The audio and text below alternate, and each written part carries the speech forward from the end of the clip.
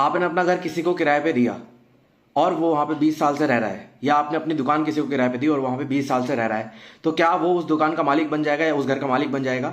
ऐसा कभी नहीं हो सकता। 20 साल क्या, 50 साल, 50 साल क्या, एक पीढ़ी, दो पीढ़ी, कितना भी रह ले, तब भी वो वहां का मालिक नहीं बन सकता, बिकॉज वो आपकी मर्जी से वहां पे रह रहा है। ठीक है, मालिक कब बन सकता है, या फिर ऐसा लोग क्यों बोलते हैं कि भाई 15 साल से ज्यादा रह लो तो आप मालिक बन जाते हो? ऐसा कभी नहीं होता। सिर्फ और सिर्फ गैप कितना है, 12 साल का है, वो भी कोई पर्टिकुलर लॉ नहीं है।